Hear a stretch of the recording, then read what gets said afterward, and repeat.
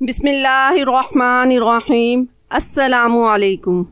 मेरी 14 साला बेटी ने कुरान मजीद हिफ्ज़ किया और वो गांव वालों को तिलावत कुरान पाक सुना रही थी। अचानक पुलिस आई और मेरी हाफ़िज़ कुरान बेटी को उठा कर ले गई और उसे जेल में बंद कर दिया। कुछ अरसा बाद हमें जेल से फोन आया कि तुम्हारी बेटी मर गई है, जेल में आकर उसकी लाश ले जाओ। मैं बेटी की मैयत को लेने गई तो मेरी बेटी की लाश बहुत वजनी हो गई, इतनी वजनी कि वो 10 लोगों से भी नहीं उठ रही थी। मामला काफी बिगड़ गया था।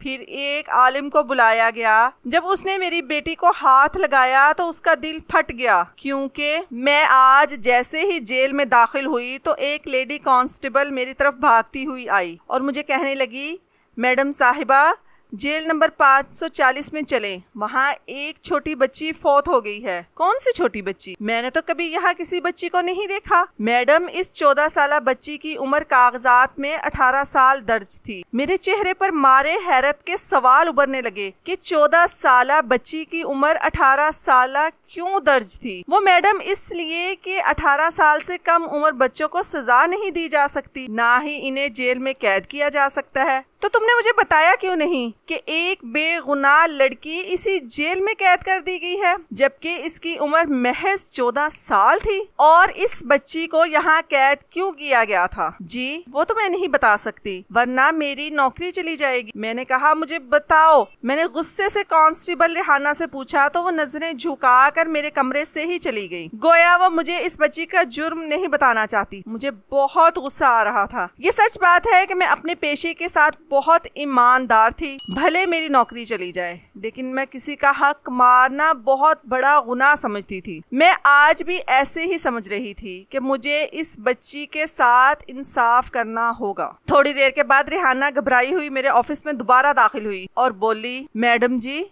वो बच्ची दम तोड़ चुकी है, लेकिन अब मसला ये है कि हम उसे वहाँ से निकाल भी नहीं सकते। रेहाना की दूसरी बात सुनकर मैं उलझ गई। मैं अपनी सीट से उठी और जेल नंबर 540 की तरफ जाने लगी। मुझे 15 मिनट लग गए। ये जेल बहुत लंबी थी। कमरा नंबर 540 में पहुंची तो मुझे किसी के रोने की आवाज आई। मैंने देखा तो आसपास वाले कमरों से रोने की आवाजें आ रही थी। मैंने सोचा कि वहां जाने से पहले इन रोने वालों का हाल पूछ लूं। मैंने देखा वो औरतें जिनकी उम्र 30-35 साल थी, वो ऐसे रो रही थी जैसे उनका कोई अपना बिछड़ गया हो। मैं उनसे पूछने लगी कि क्या हुआ तुम लोगों को, क्यों रो रहे हो? वो सब कहने लगी कि हम इस हाफ़िज़े कुरान लड़की महनूर के चले जाने पर रो रहे हैं। क्यों भाई, वो कोई तुम्हारी रिश्तेदार थी? नहीं मैडम जी, वो हमारी कुछ भी नहीं लगती थी, मगर वो तिलावत किया करती थी रोज रात के 10 बजे सोने से पहले भी और सुबह उठकर भी। हमें तो पिछले 6 महीनों से इसकी आदत हो गई थी। क्या वो पिछले 6 महीनों से यहाँ कैद थी? मैंने इन औरतों से ही सवाल कर लिया। जी हाँ,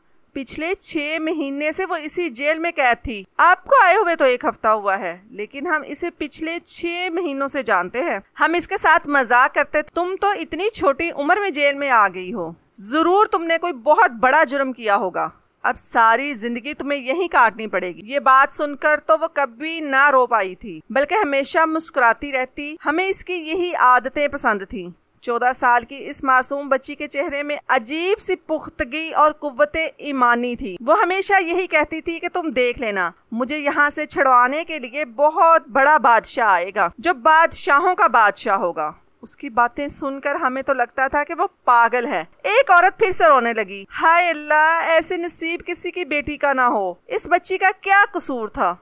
वो तो मासूम थी। मैंने देखा कि जेल में सब उस लड़की से एक खास उनसियत थी, जिसकी वजह से ये लोग आज रोने पर मजबूर हो गए थे। मैं उस लड़की के जेल में आई तो एक अजीब सी खुशबू फैली हुई थी। मुझे कांस्टेबल रेहाना ने बताया कि इस बच्ची को खुशबू और अतर का खास शौक था। वो बस एक ही चीज मांगा करती थी और ये इसके घर से आ जाया करती। क्या जेल में कोई अतर लगाता है? ये तो बड़ी ही अजीब बात है। मैंने रेहाना से कहा तो उसने हाँ में सर हिला दिया, मगर वो अभी सच बोलने को तैयार न थी। फिर मैंने धीरे से आगे बढ़कर उस बच्ची के जिस्म को हिलाया। वो ठंडा हो चुका था और जिस्म अकड़ चुका था। मैं उसे उल्ट पुल्ट करके देखती रही, मगर अब कुछ नहीं हो सकता था।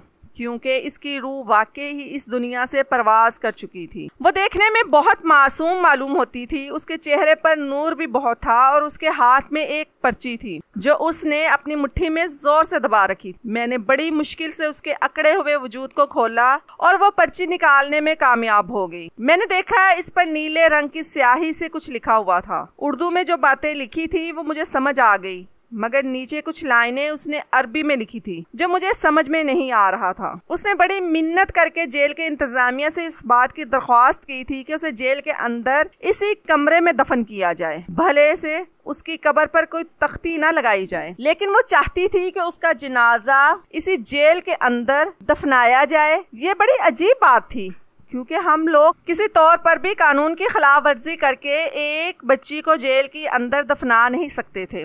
लेकिन अब जाहिर है इस बच्ची की शोहरत ऐसी थी कि मैं सोचने पर मजबूर हो गई। उसकी दुनिया में कोई खुशियां नहीं थी, लेकिन जाते जाते हमें इस मासूम बच्ची की बात का मान रख लेना चाहिए। मैंने यही सोचा था। मैं जेल के इंतजामिया से बात करना चाहती थी, इस बच्ची की ख्वाहिश को पूरा किया जाए, लेकिन इससे पहले मुझे लवाहिकीन को मौत की इतला देनी थी। मेरे लिए उस वक्त इससे ज्यादा परेशानी की बात कोई नहीं थी कि मैंने उस लड़की को दफनाने के लिए उसकी वसीयत पर अमल करना था, क्योंकि वो मासूम इस दुनिया से बस एक ही ख्वाहिश अपने सीने में ले गई थी कि वो जहाँ पर फौत हुई है, जहाँ उसने जान दी, वहीं पर उसकी लाश को दफनाया जाए। लेकिन मुझे समझ नहीं आ रही थी कि 14 साला बच्ची की मौत हुई क्यों थी। वो तो बिल्कुल ठीक और सेहतमंद लड़की थी, फिर ऐसे अचानक उसका मर जाना और ये वसीयत करना मेरी समझ से बाहर था। मैंने सबसे पहले जेल के इंतजामिया से बात करने की कोशिश की, क्योंकि मैं कानून के बगैर कुछ नहीं कर सकती थी, मगर मुझे जो जवाब मिला वो इससे भी ज्यादा हैरान कर देने वाला था। मुझे कहा गया कि मैं इस मामले से बिल्कुल दूर रहूं और कल तक कोई हरकत न करूं, और ना ही लड़की के लवाहकीन को इतला दूं, और ना ही मैं किसी और तरीके का कोई भी कदम उठाऊं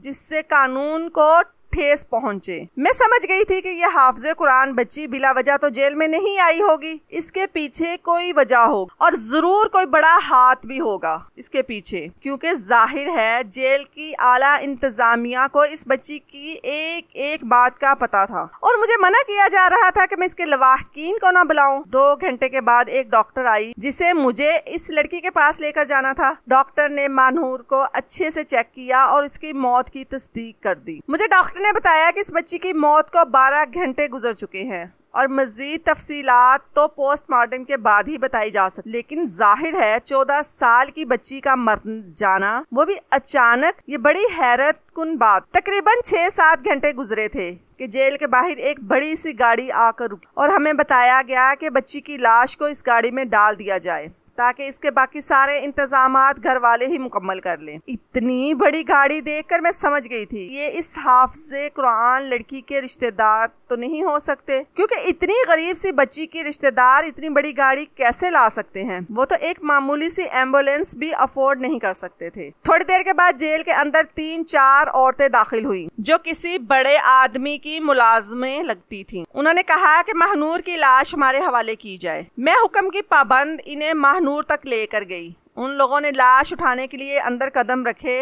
इस लाश को पकड़ा, ऊपर उठाने की 1000 मुमकिन कोशिश की, मगर ना ही वो लाश उठा सके ना उसे हिला सके। उनके चेहरों पर खौफ तारी हो चुका था, क्योंकि 14 साल की बच्ची को उठाना कोई ज्यादा मुश्किल बात नहीं होती। ज्यादा से ज्यादा उसका वजन 30 से 35 किलो होगा, लेकिन वो इस कदर भारी हो चुकी थी कि वो 5 औरतें मिलकर भी उसे उठा नहीं सकी। वो एक दूसरे के मुंह तकने लगी। अब हम क्या जवाब देंगे बड़े साहब को? उस लड़की की लाश तो बहुत भारी हो चुकी है। लाश जितनी छोटी होती है गुनाह उतना ही बड़ा होता है। ये बच्ची किसी न किसी जुल्म की वजह से इस हाल को पहुंची है। अब जाहिर है जब तक इस जुल्म का मुदावा नहीं होगा तब तक ये तो नहीं उठेगी। क्या आपने इसे कुछ किया है? उनमें से एक मुलाजमा ने मेरी तरफ देखकर पूछा था। भाई मैं क्या कर सकती हूँ? लाश आपके सामने है, अगर आप उठा सकते हैं तो उठा कर ले जाएं। मेरी बात सुनकर उन्होंने एक बार फिर से जोर लगाने की कोशिश की, मगर वो उसका एक बाजू भी ना हिला सके।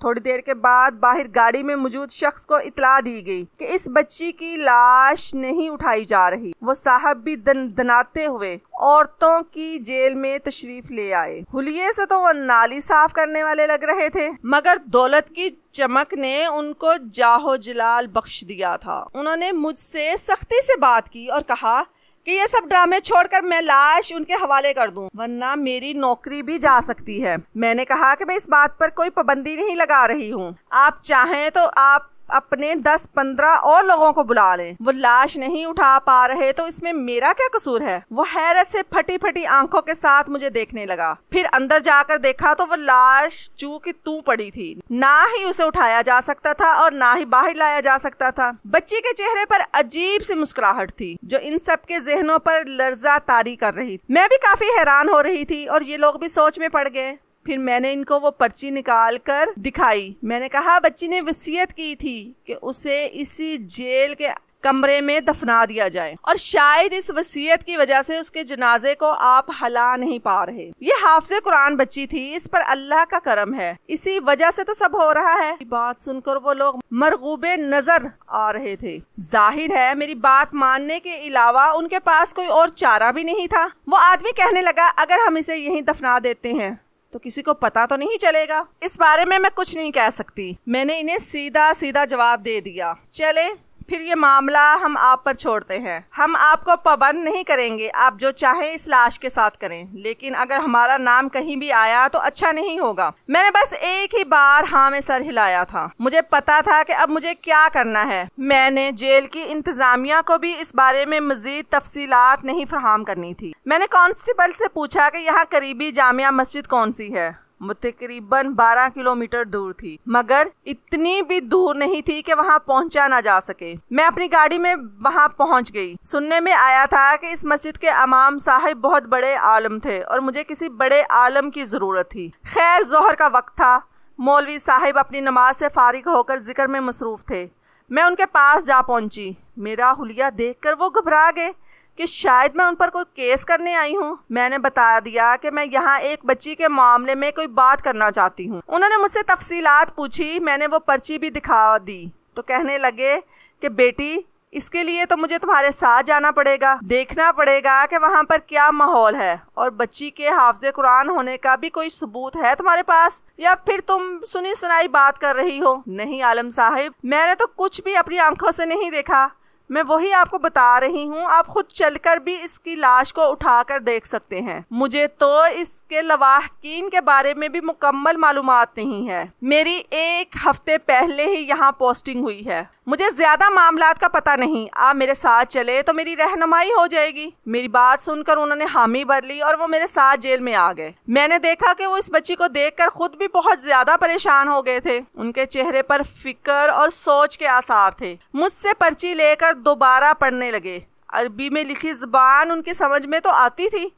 जाहिर है मैं अरबी नहीं समझ सकती, मगर उर्दू समझ गई थी। उन्होंने कहा कि बेटी इस लड़की ने तुम्हें अपनी कब्र बनाने के लिए यहाँ नहीं कहा। असल में बात कुछ और है। अब तुम मुझे 3-4 मजदूर बुलवा कर दो, फिर मैं तुम्हें इस सारी बात की हिकमत समझाऊंगा। मैं रेहाना को लेकर उस कमरे से निकल गई। मैंने आसपास से 3-4 मजदूर बुला लिए। मजदूरों के आते ही उलमा साहब ने इन्हें हुक्म दिया कि आसपास की जमीन को खोदना शुरू करो। मैंने कहा कि इस बच्ची का क्या होगा जिसका जनाजा कमरे के ऐन वस्त में पड़ा है। अगर इस तरह से मिट्टी खोदना शुरू की तो यूं लाश की बेहुरमती हो जाएगी। ये सुनकर आलिम साहब मुस्कुराए और बोले, बेटी अब तुम लाश को उठाकर देखो, इंशाल्लाह ये उठ जाएगी, इसे उठाकर बाहर ले जाओ। उनके कहते मैंने बच्ची को हिलाकर देखा तो वो सूखे पत्ते की तरह बेवजन लग रही थी। मैं हैरत के साथ फटी फटी आंखों से उसे देखने लगी। ऐसा कैसे हो सकता है? आधा घंटा पहले ये किसी वजनी पत्थर की तरह थी, हिल भी नहीं पा रही थी। हाँ बेटी ऐसा ही था, क्योंकि तुम्हें इसकी पूरी वसीयत समझ नहीं आई, लेकिन मुझे समझ आ चुकी है। चलो शाबाश, इसे उठाकर बाहर ले जाओ। बच्ची को खुद ही उठा लिया था। वो ज्यादा भारी नहीं लग रही। मैंने इसे रेहाना के हवाले कर दिया और कहा कि इसके कफन दफन का बंदोबस्त करो। जब तक आलिम साहिब इस कमरे की खुदाई शुरू करवा दी। मैंने लड़की के लवाहिकीन को भी इतला कर दी, क्योंकि ना ही मैं इस जिम्मेदार से डरती थी और ना ही मुझे अपनी नौकरी जाने का खतरा था।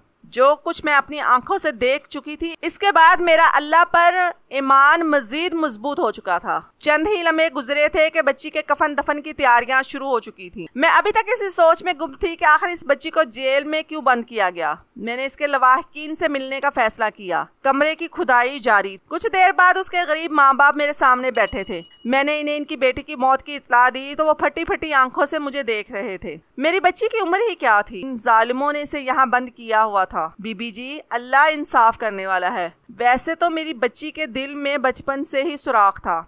डॉक्टर ने कहा था कि वो ज्यादा अरसा जिंदा नहीं रह सकेगी। अचानक किसी दिन उसकी मौत हो जाएगी, लेकिन इन जालिमों ने उसे पहले ही मार दिया। आप मुझे बता सकती हैं कि आपकी बच्ची इतनी कम उम्र में जेल में क्यों बंद थी? जी, मेरा नाम राशिदा है और ये मेरा शौहर तसव्वुर है। हम लोग यहाँ पास गांव में रहते हैं। हमारी अपनी कोई जमीन नहीं। हम लोग जिम्मेदार साहिब की जमीन पर काम करते हैं और इन्हीं के लिए मेहनत करते हैं। मेरी ये छोटी बच्ची जिसका नाम महनूर है, इसे मैंने कुरान पाक हिफ्ज करवाया था। अपने बच्चों को हम दुनियावी तालीम तो नहीं दे सकते थे क्योंकि जिम्मेदार साहब ने हमें ऐसा करने से मना कर रखा था। मुझे बड़ी हैरत हो रही थी कि एक जिम्मेदार कैसे किसी को उस काम से रोक सकता है। मेरी बच्ची ने कुरान पाक इतने अच्छे से हिफ्ज किया था कि बड़े बड़े उलमा भी हैरान रह जाते थे। सब गांव वाले मेरी बेटी से तिलावत कुरान पाक सुना करते थे। वो तिलावत इतनी खूबसूरती से करती कि जो भी सुनता तो वो सुनता ही रह जाता। ऐसा लगता था कि उसके गले से किसी और की आवाज निकल रही है। इतनी हसीन आवाज मैंने आज तक नहीं सुनी थी। बस जी, मैं आपको क्या बताऊं, मेरी बेटी जैसा नेक और शफीक मैंने कोई नहीं देखा था। वो सबका ख्याल रखती थी। वो औरत रोने लगी। मगर ये तो बताएं कि जेल में क्यों बंद किया आपकी बेटी को? ये सब जिम्मेदार साहिब की बेटी की वजह से हुआ था। वो कैसे? बाजी, एक दिन मेरी बेटी और जिम्मेदार साहिब की बेटी खेल रही थी। मेरी बच्ची ने उसे कुछ कह दिया। मामूली सी बात पर लड़ाई इतनी बढ़ी कि अपनी छोटी बच्ची की इस अनहोनी फरमाइश पर बड़े साहब ने मेरी बच्ची को जेल में बंद करवा दिया और इल्जाम लगाया कि मेरी बच्ची चोर है। उसने उसे घर से सोना चोरी किया है। हम तो सोच भी नहीं सकते कि कोई इतना भी सफाक हो सकता है। अच्छा, आप परेशान ना हो, अल्लाह पाक बेहतर इंसाफ करने वाला है। आप यकीन रखें, आपकी बच्ची के साथ इस जेल में कोई जुल्म नहीं हुआ। सब लोग उससे मोहब्बत करते थे। मैंने उस औरत को तसल्ली देने की कोशिश की। जी, मैं समझ सकती हूँ, लेकिन मेरी बच्ची बहुत मासूम थी। मुझे उसका गम सारी जिंदगी रहेगा। मुझे उस औरत के ऊपर तरस आ रहा था। इतने में उलमा साहब ने मुझे इतला दी कि कमरे की खुदाई मुकम्मल हो चुकी है और वो मुझे हैरान कर देने के लिए तैयार थे। मैं अंदर गई तो मेरी आंखें फटी की फटी रह गई। अब तो वहाँ मजदूर भी नहीं थे। मैंने देखा कि मिट्टी से एक चमकती हुई चीज नजर आ रही थी। उलमा साहब ने मुझे कहा कि ये उठाओ और उसके माँ बाप के हवाले कर दो। जब मैंने उसे उठाने की कोशिश की तो वो बहुत वजनी चीज थी जिसका वजन कम से कम 5 किलो होगा। मैंने जैसे ही उसे ऊपर उठाया तो मेरी आंखें फटी की फटी रह गई। वो तो सोने की एक थैली थी जिसके अंदर बेशुमार कीमती हीरे जवाहरात थे। उसका क्या करना है? उलमा साहिब, ये यहाँ पर कैसे आए? बस बेटा, जो इस बच्ची ने लिखा था उसका मतलब यही था। इसी वजह से तो उसकी लाश उठाई नहीं जा रही थी। वो सुबह शाम तिलावत कुरान पाक के बाद अपने माँ बाप के लिए दुआएं मांगती थी। जितना अरसा वो यहाँ पर कैद रही, वो बस एक ही दुआ करती रही कि ऐ अल्लाह, मेरे माँ बाप को अफजल कर दे, इन्हें इतनी दौलत दे कि वो किसी के पास मजदूरी ना करें, जिम्मेदार के पास भी नहीं। देखो तो वो हर रोज अपने मालिक को खत भी लिखती रही और जमीन में दफन करती रही। उलमा साहिब ने मुझे 10 से 12 मजीद खत दिखाए जिन्हें देखकर मैं रो पड़ी थी।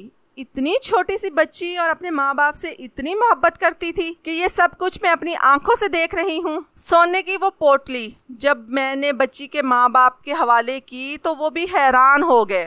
वो मेरी तरफ ऐसे देखने लगे जैसे मैं उनके साथ कोई मजाक कर रही हूँ। अगरचे ये सब कुछ उनकी बच्ची की मौत का अजाला तो नहीं था, लेकिन अगले 1 साल में उस जिम्मेदार से ज्यादा जायदाद और महलात बनाकर उन्होंने इस जिम्मेदार को हैरान जरूर किया था। सच है कि एक हाफिज कुरान की दुआ जरूर कबूल होती है क्योंकि उसके सीने में अल्लाह ताला का कलाम पाक महफूज होता है। और फिर 1 साल बाद वही जिम्मेदार जिसने इस बच्ची को जेल में बंद करवाया था, उसकी सारी दौलत और इज्जत मिट्टी में मिल गई। आज वो पागलों की तरह सड़क पर भीख मांगता है। मुझे नहीं पता कि उसके साथ ऐसा क्या हुआ था, मगर मैं इतना जानती हूँ, अगर कोई किसी के साथ जुल्म करता है तो वो एक ना एक दिन अल्लाह ताला की पकड़ में जरूर आता है। और इस जमींदार के साथ भी यही कुछ हुआ था।